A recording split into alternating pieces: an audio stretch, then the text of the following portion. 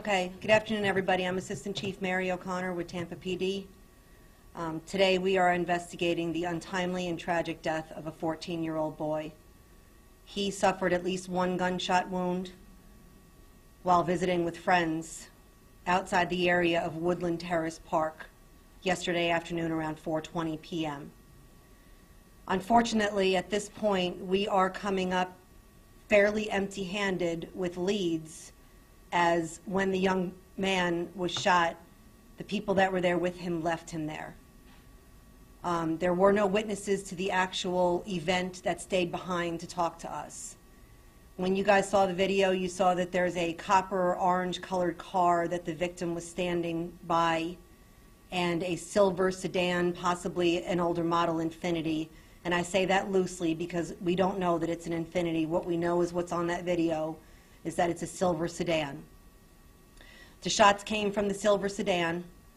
The people that were in the orange copper car were clearly visiting with the victim prior to his untimely death. Fortunately for us, a witness came forward a little while ago and did identify the orange vehicle and the occupants of the vehicle, and we are currently talking to those people right now. So we are no longer looking for the orange vehicle. We found it. We've identified who was driving it, who owns it, and we are actively investigating that right now. More importantly is the people that are in the silver car. The silver sedan is the vehicle that the shots rang out from. That we're certain of.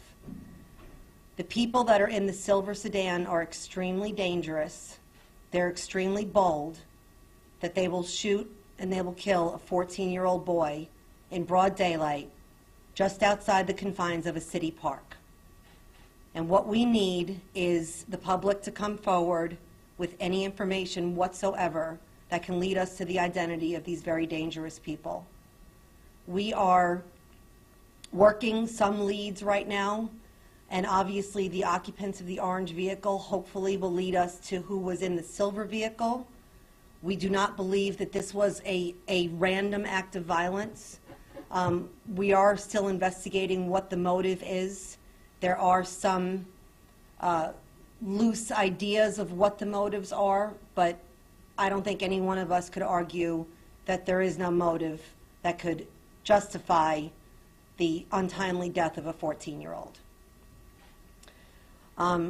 With that being said, we are appealing to the senses of the community. We are looking for leads. We are looking for the community to help us solve this case. We have done some real proactive work in the community in the last couple of months to include getting out and doing community anti-violence marches. We have worked with the schools to try to get the anti-violence message out within the schools. We've sent out a myriad of advice for children and adults alike to not be afraid to come forward and tell us what they know. And in this case, it is absolutely important to us that we get whatever information that's out there. We know that somebody out there knows something, and we just ask that they come forward. They can do so anonymously. There's currently a $3,000 Crime Stoppers reward that is completely anonymous for information to lead to the solving of this case. So it's real important for anybody with any information to know that they can give us tips anonymously and help us lead to the identity of these very dangerous people that are currently still at large.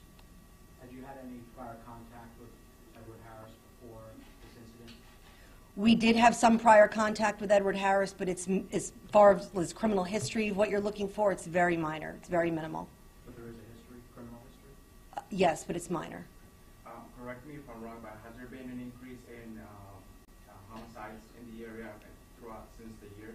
Citywide, at this time last year, we had 18 homicides. I'm sorry, it's 10 last year to 18 this year. I apologize for that. I have it written backwards on my piece of paper.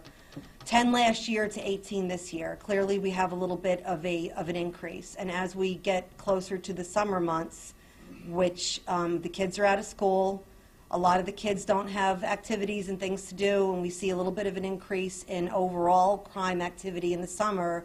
Now it's important more than ever before school lets out for the parents out there and for the community out there to know that we are willing to do whatever it takes to keep our streets safe, but it requires them doing their part to let us know what they know. Family members seem to believe that this has something to do with a prior incident where two guys pulled a gun on him and took his hat in the park, and then they think because he cooperated with police and the state attorney's office that they came back and got him. We got information from the victim's family that he was involved as a witness in an unrelated offense. We could confirm that with the state attorney's office, but we don't consider that to be anything other than a theory right now, a possible motive. So we are looking into it, but we don't consider that to be the motive, if that makes sense. But it is possible. It is possible. Anything's possible at this point. And without the people that were there with the victim, those that all ran off and got in the orange car and drove away and left him there to die, without them coming to tell us what they know, which is so important, we'll never be able to determine what the true motive is. When you have a culture of no snitching, how difficult is it to solve crimes like this? It's extremely difficult. Fortunately for us, we have a picture of the suspect vehicle. Had it not been for a neighbor that had a surveillance video system on his house, we wouldn't have had the video. So, you know, at least we have something to go on. If every one of those people left and they never came back, meaning the people in the orange car and the ones that were standing there with him, if we never were able to identify any of them, we might not even have known that the silver car existed without the video. You know how many people were in that silver car? No. How many shots fired? That I don't know, and I don't know. Do you have reason to believe that it's a juvenile or adult who did the shooting? Without knowing who was in the silver car, we have no way of knowing. None. How many were in the orange car? Can't tell, only what was in the video. But we do know that we have the person that was driving the orange car and the actual orange car right now identified, and we're speaking to that individual. That's very recent. That just happened 30 minutes ago, so I'm sure we'll have more answers about that momentarily. Can you talk about what we're seeing in the video with all the, I mean, at some points you blow up the images and you show people what it looks like going in and out of the car. Can you describe what you think we're seeing there? Yes, what I think you're seeing is the orange vehicle backed into a parking space and some individuals standing behind and to like the right quarter panel area of the car. It looks like it's like an informal gathering of young people. Knowing that our victim is 14, I guess it's assumed that it's an informal gathering of young people. I mean, there wasn't anything formal as far as we know going on. It wasn't a very large group of individuals. The silver car that you see come from the east appears to pass the group, and then the vehicle comes back, you know, a couple of seconds later, and that's when you see the crowd. Some of them appear to drop, some of them appear to run off. Clearly something happens from that silver vehicle which makes that crowd immediately disperse, and then the orange car drives off. But the thing that's important is the fact that every person that was there left. Talking with his family said that this is the second time that his son got shot. Is there any background here that maybe could be related to this new case? The previous incident of him being shot at, I am not entirely clear on right now, but that is absolutely something we would investigate, because if they were trying to shoot him before and now they were successful, if we had any leads in that case, that's something we would look at. Most important to us with this is the immediate need to identify the vehicle.